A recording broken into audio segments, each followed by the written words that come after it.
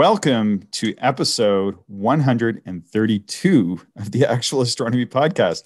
I'm Chris, and joining me is Shane. We are amateur astronomers who love looking up at the night sky, and this podcast is for anyone else who likes going out under the stars. This is a bit of a special edition, Shane. Is that what we're going to call it? I think so. We're trying a slightly different, I don't know if we call it format or whatever, but anyway, listeners may not even notice anything's different because, we're just going to babble on as we usually do. That's just it. So we're just trying a different cadence in our recording and just a slightly different way of doing things. And people probably won't even notice a difference, but we will just in how we're going to do some of these recordings to work around some of our own personal schedules and that sort of thing.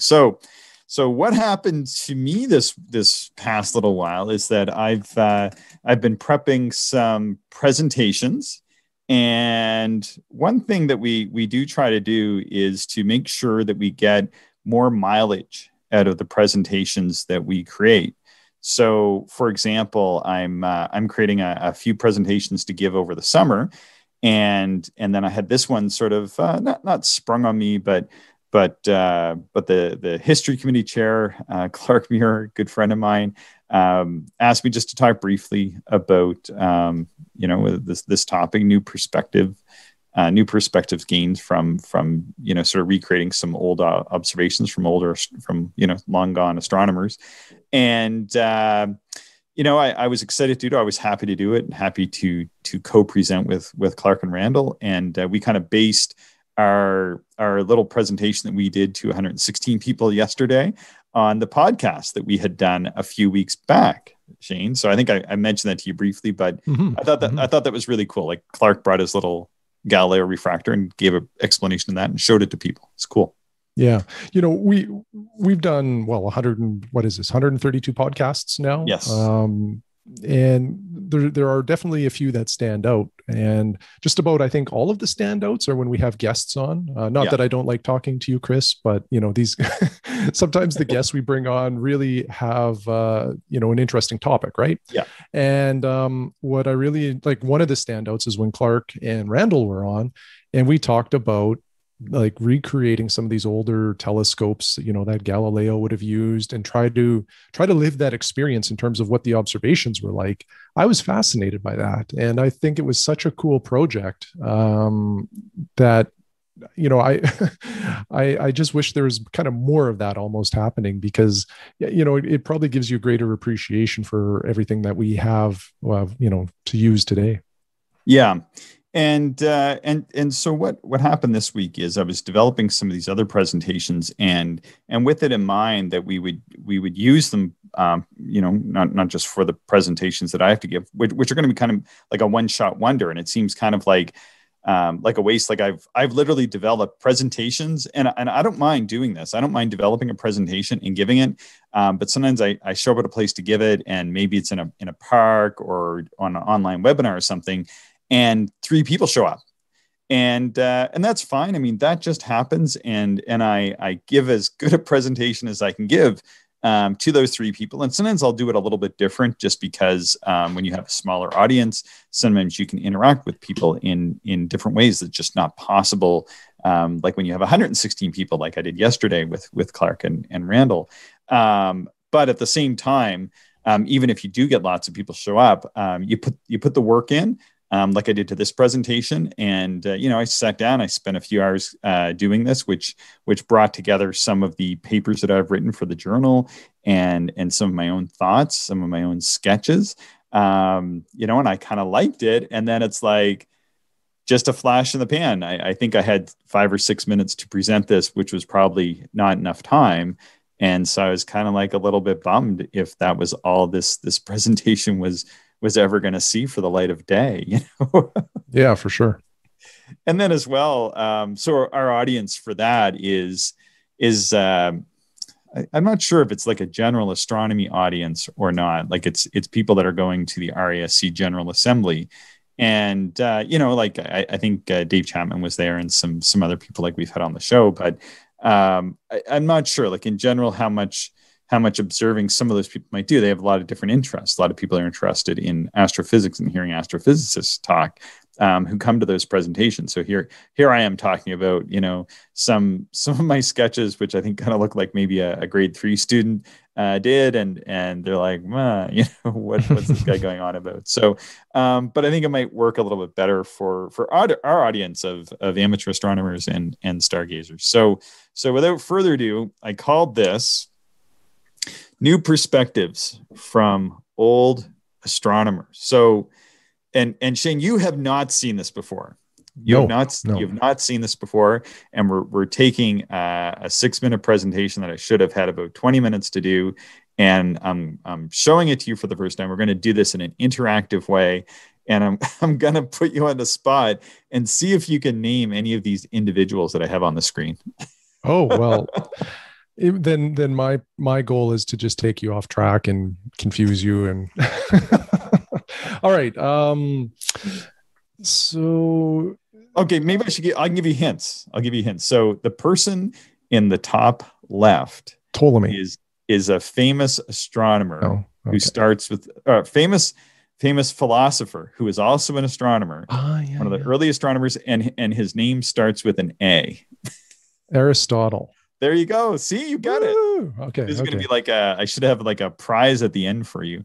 Let me take a stab at the middle one. Is that El Sufi? That is Abdur El-Sufi. Yeah, that's correct. And then I think you actually said the person in between them.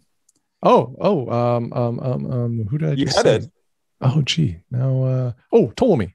Yeah, there you go. And then the person on the right is the famous, guy with the moons of Jupiter. Yeah, Mr. Galileo. Nice headwear there. Exactly. I hadn't seen that shot before. What I tried to do is I tried to find, in a way, sort of matching drawings of all of them, like ones that style. Yes, I was going for a certain aesthetic here. And then on the top right is the famous Sicilian early astronomer whose name starts with H. You've talked about him a number of times. The name doesn't roll off the tongue like Hodierna does, but that's who it is. So Aristotle was an early astronomer, I guess, if we can call him an astronomer. I mean, although if you actually read his meteorology, it reads more like astrology almost. Like if you actually sit down to read it, where he's talking about some of the astronomy. But what happened was he had a teacher. I'm not going to get into all this too much, but he had a teacher at at the Platonic school that he was going to, and that teacher had gone to Egypt. And when that teacher had gone to Egypt and learned the astronomy, and I know who all these people are, but I don't want to start throwing out a whole pile of names and dates and that sort of thing, because it just gets really confusing fast. And I've taught this in my astronomy class and have had that feedback. So anyway, Aristotle's going to a school. He has a teacher. The teacher had gone to Egypt and learned really what would have amounted to as really the mix of astrology and astronomy from the Egyptians. And then had kind of started to distill out, sort of the early thoughts on what would be, sort of the very small early building blocks of astronomy, and taught those to Aristotle.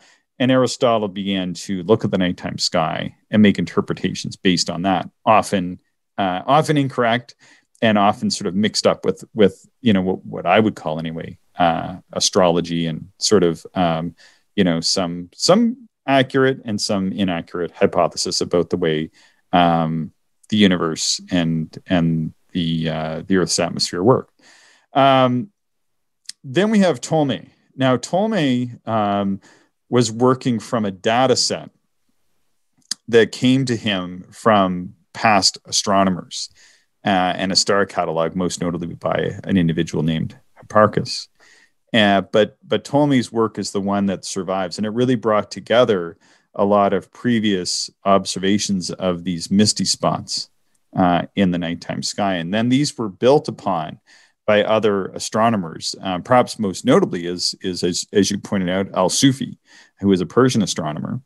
And he added a few, most notably perhaps the Andromeda Nebula, or the Andromeda Galaxy, although it seemed to get dropped for a period of time for unknown reasons. And then what Galileo did is I'm going to sort of dive into all this, but what Galileo did is he started looking at some of those misty spots. So, for example, what we know is M44 and Messier 44 was originally called Praesept, or the Beehive cluster, but most notably as the Praesept, or the manger fuzzy spot in the sky up in the constellation of Cancer the Crab. And Galileo pointed his telescope at this, I think in very late 1609 or early 1610, and discovered that it split into stars. And he actually drew about 40 of those stars. But Galileo himself, and I've never been able to determine, but I don't think Galileo, apart from making the discoveries of what some of these misty spots were, and the moons of Jupiter and the craters on the moon, which are all big discoveries, I don't think that he actually found a deep sky object of his own. Do you know if he did or not, Shane? Am I incorrect there? I think you're right, but when it comes to the history of these guys, this is not my strong suit at all. Yeah. So I'll defer to you, but I do believe that, my limited knowledge of these guys, I think that is accurate. Yeah, there was a few people that Galileo observed with, or gifted telescopes to, or just other people at the time that made a few discoveries. There was an individual, I think, in around the teens, like the 16 teens, who discovered M42.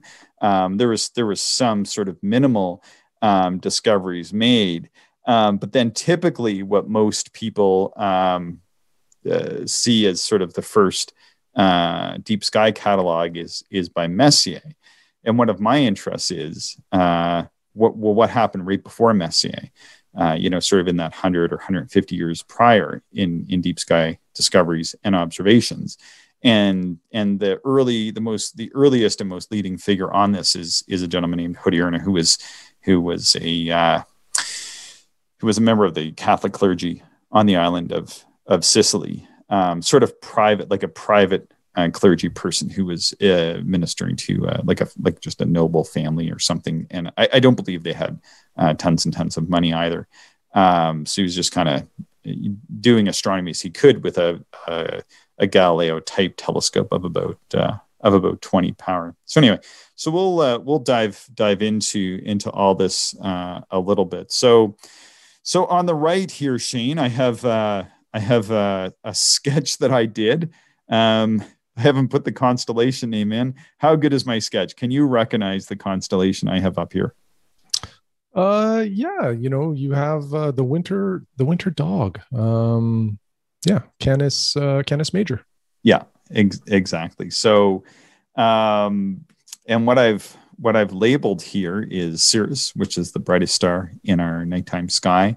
And then what I've drawn here, this is a drawing that I did over behind where my folks live in Nova Scotia, looking out over the North Atlantic one Christmas a few years ago. And I drew in all the deep sky objects I could see with my unaided eye, and what they look like with my eye alone. Well, that's pretty cool. So that's what you have here. So we have Sirius, and then I have sort of the little stick pattern of the dog. And then below it, I have the open cluster M41. I have to the left of Sirius, or to the east of Sirius, I have M46 and M47. Below those, far below those, I have M93. I have Tau Canis Majoris, which is like a grouping of double star, and there's a cluster in there somewhere. I have a line of very faint stars going around Delta Canis Majoris, which is sort of the middle bottom of the dot. There's a little triangle down the bottom. This is the top of that little triangle. And then below that, I have Colander 140. And then below that, even I have Colander 135. So what I was doing, why did I do this? Well, if you start reading about the Messier objects and you get to M41, which is among the brightest Messier objects in the region of Canis Major, you'll indubitably come across this quote from Aristotle and references, sort of going back to a person named Gore in 1902. He wrote about the Messier objects, that refers to Aristotle making an observation of M41, Messier 41, this open cluster just below Sirius. I think it's like 4 or 5 degrees below Sirius. And it says Aristotle's quote is a star with a tail. In fact, if you read the full context of Aristotle's quote, he's talking about stars with a tail that are in relation to comets and the atmosphere, because comets were thought to be atmospheric phenomena at that time. But I thought this was really weird that it would be M41, because I've been observing M41 with my unaided eye and binoculars like almost my whole life, it seems, or for many, many years. And I never would have really thought that to the unaided eye, M41 looked that much like a comet. And in the full context of this, so what happened was there was a paper that was written by Dr. Barrett, who was a classics professor at the University of British Columbia, and he wrote this paper in 1977. I was not doing astronomy in 1977. I'm going to put it that way. But a number of decades later, I was studying archaeology in England under Dr. Barrett, and in a course that he would take across to Central England from UBC, and I was doing the summer course, and we had talked some about astronomy, I guess, and I was just kind of getting interested in astronomy at the time, and as I was working through the Messier objects, I eventually came across, like in future years, his paper on this about M41 and Aristotle and averted vision, because Aristotle was talking about averted vision. Now, Shane, what's averted vision? We've talked about that before, and we talked about that in a recent episode on night vision. What is averted vision exactly? Yeah, so your eye kind of uses two parts of it to look at objects. So, the center of your eye is what sees what's right in front of you, and then you have your peripheral vision. When we're talking about using averted vision, it's looking at an object with your peripheral, and it's more sensitive. So your peripheral vision can see fainter objects sometimes, or more detail in objects. Right. And so in Aristotle's description of the star with the tail, he referred to the use of averted vision and observing the star with the tail, and he described it as in the thigh of the dog. And in early drawings, in particular in the Farnese Atlas, which is in Florence, I went to Florence, but I didn't actually go in and look at it. My father-in-law did. I was over at the Museum di Galileo in La Spagola. But anyway, I didn't really think that M44 was really in the thigh of the dog either. And if you use averted vision, you can, from a really dark sight, you can start to see some of the stars in M41, but you get this fuzzy blob with direct vision, and then with the averted vision, you get the stars. And so what I was trying to figure out, because I really didn't think that it was M41, and in reading Dr. Barrett's paper, he indicates that he was very certain. Like here's a classics professor at a university, trained archaeologist, saying this is not what it is. As an observer and as an archaeologist, this is wrong, right? And I also love this because my background really isn't in archaeology; it's actually in philosophy, and I'd studied Aristotle extensively and was very familiar with reading his philosophy works. So I was like, this is a good challenge for me. Now, Dr. Barrett thought that there was this faint chain of stars around Delta Canis Majoris, and that perhaps that was it, but hadn't made the observations. So what I decided to do is just go out and draw the constellation. And so I did. And then this is the result of many observations over many nights, showing what you can see with averted vision with any kind of deep sky objects or really anything around it that might appear. So the first thing I did is focus on M41, and M41 just looked like a fuzzy blob. With averted vision, you can see the stars. And that really doesn't scream comet. So to prove it out, you'd want it to look more cometary with the averted vision. than you would with the direct vision. So it's sort of the opposite of actually what I thought Aristotle was referring to. And then I took a look at the chain of stars around Delta Canis Majoris, which is the top star in the little triangle in the bottom of Canis Major. And then as well, the Tau Canis Majoris region. And so the stars around Delta Canis Majoris, like I could see no problem with my unaided eye. In fact, those ones are super easy to see. It's a star chain. It's really pretty, but it doesn't look anything cometary at all whatsoever to my eye. And Aristotle would have seen this higher in the sky, and unless his vision was very poor, and there's nothing to suggest it was, he should have probably even seen it better than I did. Tau Canis Majoris, it's a couple stars really, and that's what it looks like to me anyway. And it's sort of fuzzy around them. It's kind of a neat thing. I actually think that probably out of the ones that Barrett mentioned, that's probably the best candidate that he came up with. I also drew M46 and M47, which are far off, but it kind of gives a bit of a reference for what these things look like. And then M93, which just looks like a fuzzball, no matter what you do with your eye. But then down below, I found that Colander 140. I could see the stars and this sort of wispy tail of fuzziness by using averted vision, and sort of going back and forth between direct vision and averted vision.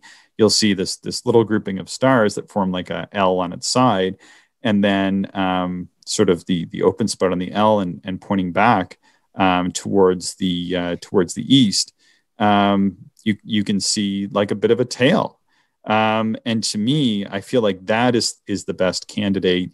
And then again, when I referred to some of the older atlases that would have been around the time that at least as far as I can gather, of Aristotle, that would be in the part that most clearly represented the thigh of the dog of Canis Major. So I actually think that the Colander 140 is what Aristotle was referring to, because it actually appears like, if you know this going out, shockingly like a comet, versus M41 that doesn't. And I think what happened was, and what Barrett was pointing towards, is that people have maybe kind of misfit some of these deep sky objects with some of the descriptions early on, because we knew about M41. These are the most popular objects, but there's lots of things that are visible to the unaided eye. I'm not sure what your thoughts are on my ramblings there, Shane. Well, it's very interesting, and I appreciate the kind of the questioning, I guess, right? That M41 doesn't appear to match the description of a star with a tail, because I think probably through translation and then just time, some of the accuracy is maybe lost in the records, right? In terms of what the person really was looking at or referencing in the night sky. So in this case, especially even just looking at your sketch, Colander 140 certainly looks more like a star with a potential tail to it. And what I find interesting too is I use averted vision all of the time at the telescope to observe deep sky objects, but I'm not sure I've used it all that often, naked eye observing. And to be fair, I don't do a lot of naked eye observing under a dark sky. I'm typically looking through a telescope and maximizing my time there. But next time we do get to a dark sky, I will spend a little more time using averted vision, naked eye observing. Well, what's kind of funny is that, and not to correct you, but this kind of was inspired by you in a way. Oh, wow. How about that? Because we were out observing on some nights, and you kept pointing these sort of things out like this. Like, I wonder, you once said, and I thought it was very insightful. You once said that, wow, here we are at this dark site, whatever it was. I wonder how many objects you could see with your unaided eye from here. And you were kind of pointing out like tons of them. And I was like, that's a really cool, I think I'll try to do more of that. So yeah, I end up doing a hell of a lot more of that maybe than you did, but you're the one that kind of instigated on that. So anyway, so this is a winter constellation though. And I know it's summer, but it's pretty warm here today. So I'm trying to cool off. Yep. Air conditioning is needed today. I don't have it. Oh, I have a small fan going in the distance here. okay. Well, That's no joke. Um, in the spring sky, I'm really moving backwards here. so so in the spring sky, and I sort of mentioned this earlier, one of the first things that Galileo pointed his telescope to, in those early years of like 1609 and 1610, was Praesep, or what we now know as M44.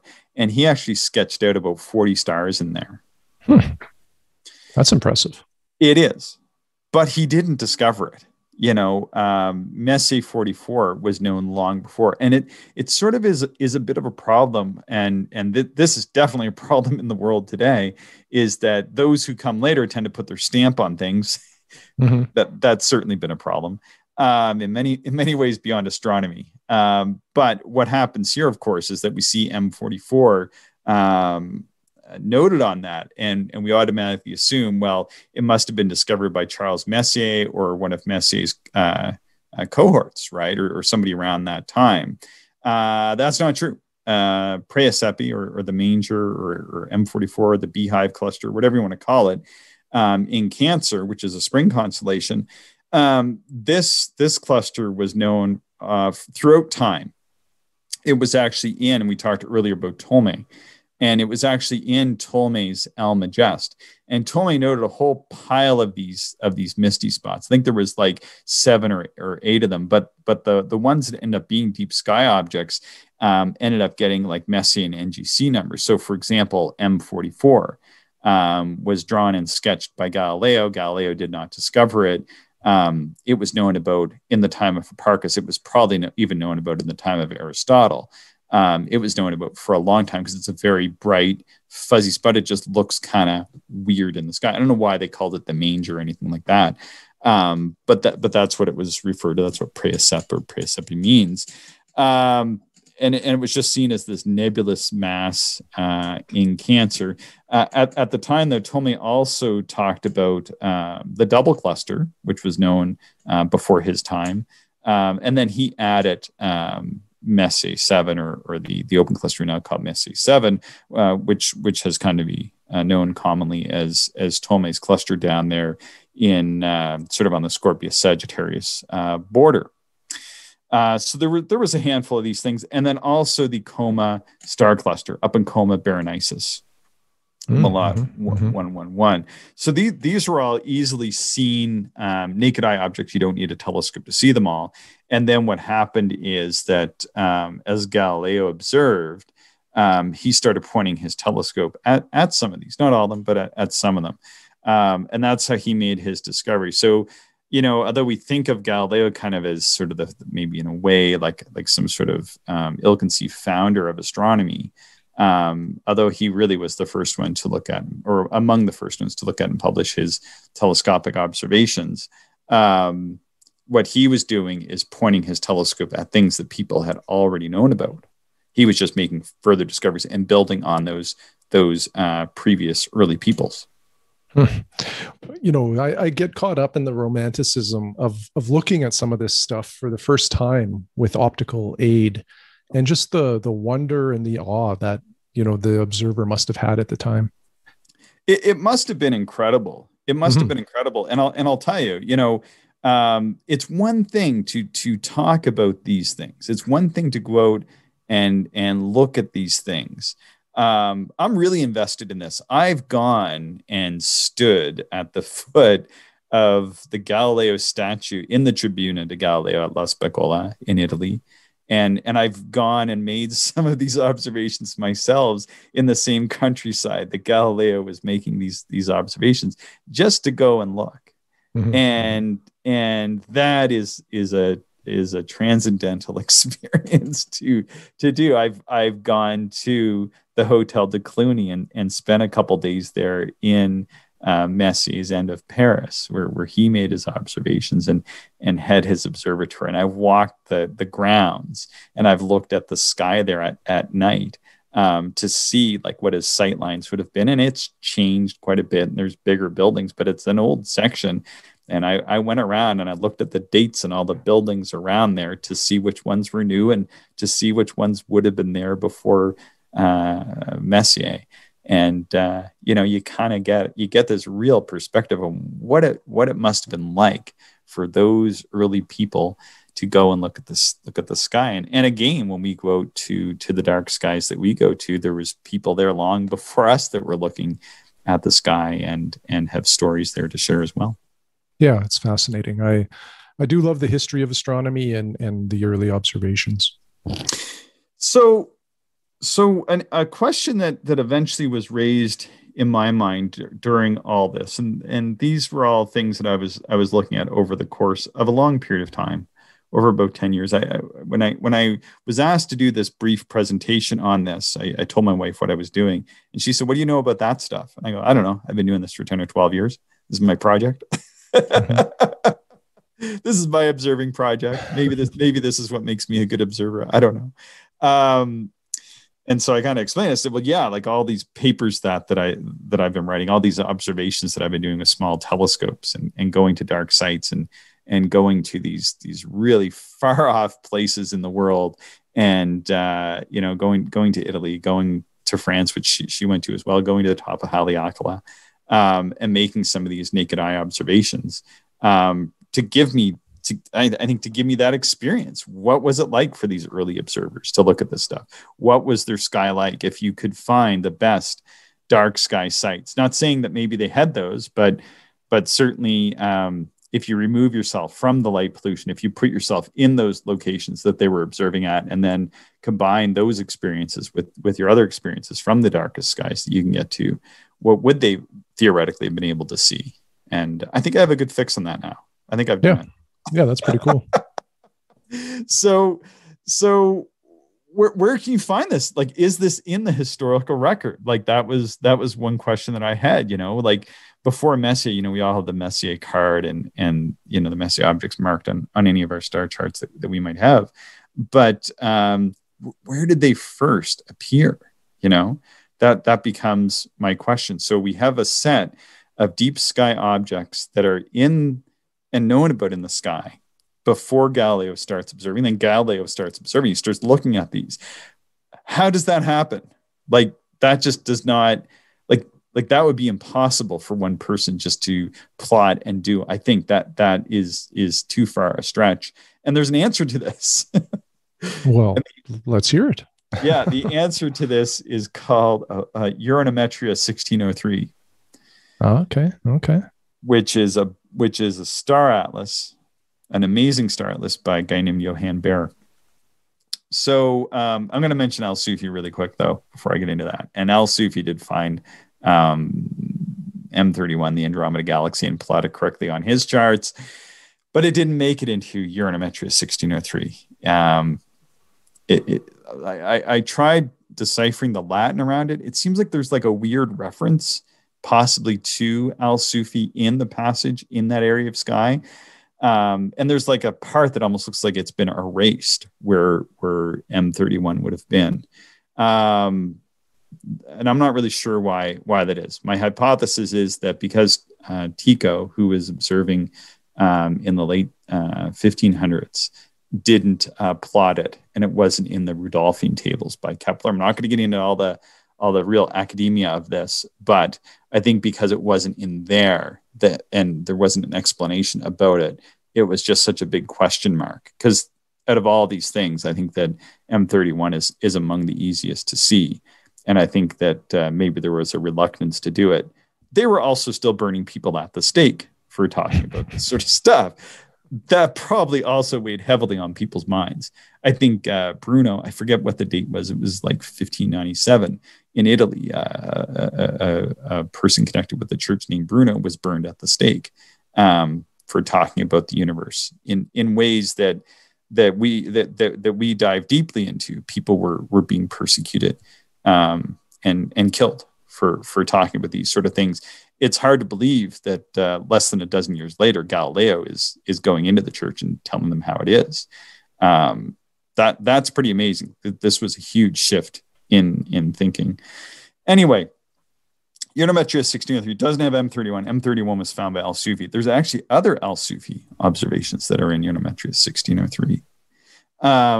But if you go and get a copy, Uranometria 1603, the Star Atlas, it's available at if you just Google Uranometria 1603, you'll find all kinds of sources to it. If you start looking at a lot of the online digital libraries, many of them have copies. I think I've tracked down 7 or 8 different copies of this. So the Linda Hall Library in the States has a copy. Go ahead. Interesting. That's all.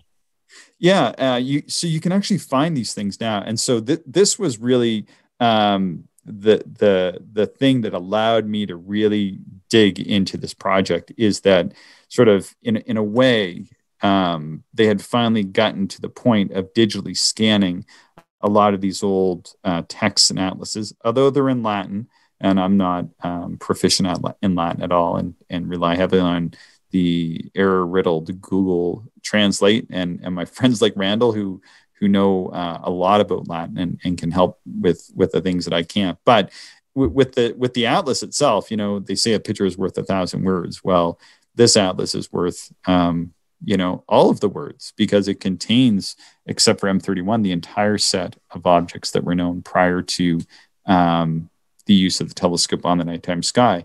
So it includes all kinds of things, things that we now know aren't nebula or galaxies or clusters or whatever. Like the Omega Cygni area has a set of double stars in it. V1 and V2 Sagittarii is a set of double stars that were plotted as nebulae. And they're actually plotted, so they were known about in the time of Hipparchus, and Ptolemy wrote about them. And then when Bayer made up his Uranometria 1603, he put them in there. But what's interesting is there's a few interesting parts. I think this is all pretty interesting, but one of the most interesting things is that, as far as I can tell, Bayer makes few references to these, and he plots them as stars. But what he did is he didn't print them the same way he printed the stars. He made them faded. So I always think of these as like the faded stars of Bayer's Uranometria 1603.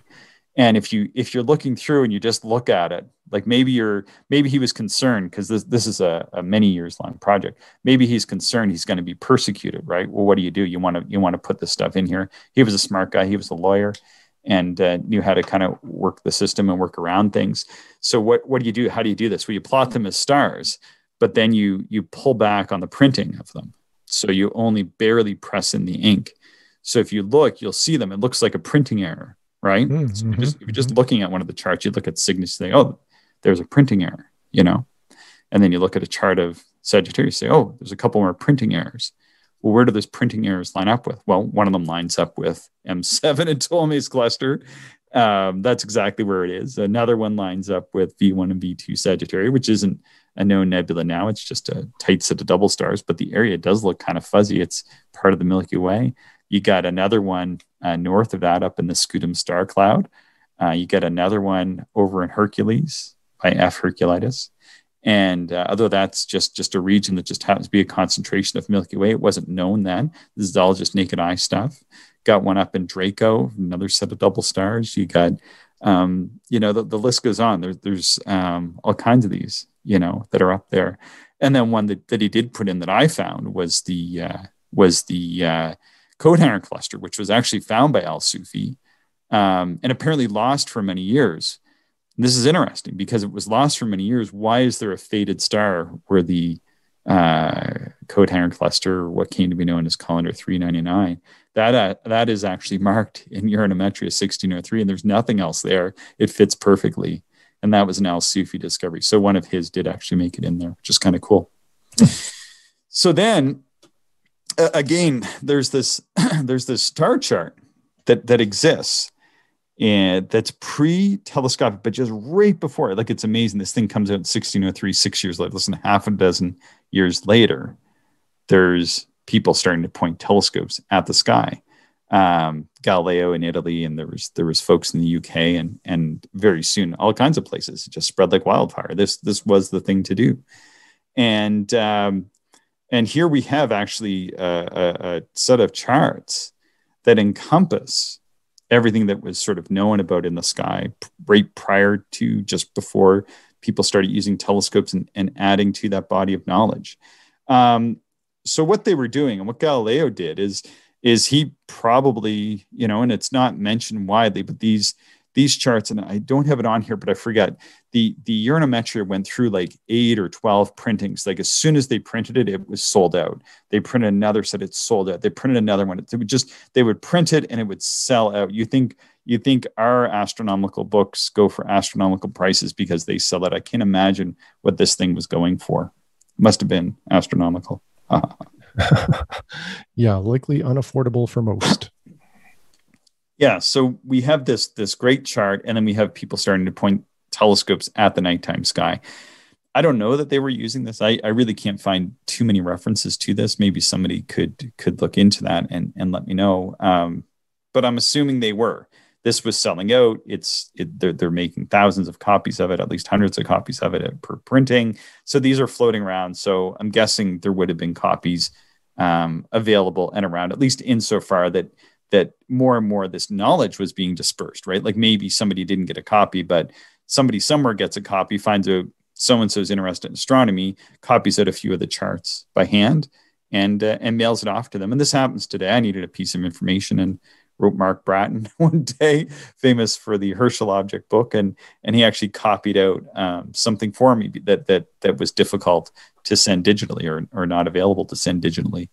And so this happens even today. You could imagine this occurring over correspondence, especially people that have connections like Galileo or Hodierne, who was involved in the church. And imagine the church did get a copy. I mean, holy cow, I imagine they did get a copy of Bair's Uranometria. And he probably would have found out who has a copy and maybe requested a copy or requested some of the charts as he explored the nighttime sky. So what Hodierne was doing and what Galileo did maybe to a lesser extent was they knew where these fuzzy things were. These were being plotted in widely available charts at the time. They would know that these things were meeting up with what they were looking at in the nighttime sky because these were the charts that they were using. And so they knew to look where these faded stars were at the deep sky objects, and then they were drawing them. And then what they would do is they would build upon this. And the first person to really, really build upon this was Hodierne, starting in the late 16 teens, early 1620s. And he would look at the sky and he would look at fuzzy spots. And then when he found fuzzy spots, he would point his telescope at them and he would draw them. And then what we have there is the first diagram of the Orion Nebula. And then I've put in my own drawing of the Orion Nebula through 20 by 60 binoculars. Cool. Sort of, kind of getting into the conclusion here. I know we're kind of getting short on time there, but there's all kinds of other historical lists and places that one can plumb for these old kind of observing lists or things that they might want to observe. In the RASC, we have the Journal of the RASC, and we have the Observer's Handbook. And many of these up until, I think the handbook up until 2000 or so are actually digitized. And then the journal starting in about 2000 or so are digitized. But I was able to go through the digital copies of the handbook and find some really great lists dating back to 1917. One that I really like is the Galactic Nebula, as published in 1980. And then in those old handbooks and journals, they talk about Beckbar's Atlas of the Heavens. So I picked up a copy of that because it has these beautiful dark nebulae that are hand drawn into the atlas. I think they're really a great resource for hunting some of those down. So with all these, the things that I'm looking at here, these are all things that you can see just with your naked eye. A lot of them, binoculars and really small telescopes. Which would blow any of our smaller telescopes today would blow the telescopes that like Galileo and Hodierne and others were using. And certainly the astronomers before them didn't even have telescopes. So they were just using their eyes. So it's kind of a lot of fun to sort of trace all this out. Yeah. It's very interesting stuff. Yeah. I'm not sure. I think I talked too much there. I really had a lot to say yesterday and I had it in me. I thought this would be a good place for me to release the demons. No place better. No place better. So I'm not sure if you have any comments on any of this or any of your thoughts around observing with small telescopes and making some observations yourself, Shane. Well, again, I find the history very interesting. I think it's, understanding, I guess, what some of these old astronomers were able to see, I think it highlights just what is capable, in terms of putting in some time and using some different observing techniques. And just a couple of weeks ago, we did the episode on small telescope observing, and there is so much to see up there with a small telescope. It's just a matter of looking at the right things. It's if you're looking at 14th magnitude galaxies, don't use a small telescope. But if you're looking at clusters and double stars and a whole pile of other things, you can spend an entire lifetime with a 3-inch telescope and not see everything that there is to see. So I love this kind of stuff because it's kind of inspiring in terms of what you can do with a small telescope. Well, that sounds good to me. I'm all talked out. All right. Thanks for hearing me in this. Yeah, no, it was good. Thanks, Chris. Yeah, I appreciate it. Thank you, everyone, for listening, and we hope you enjoyed the show. If you are interested in more information, would like to contact us, or if you would like to support the podcast, check out our website, actualastronomy.com.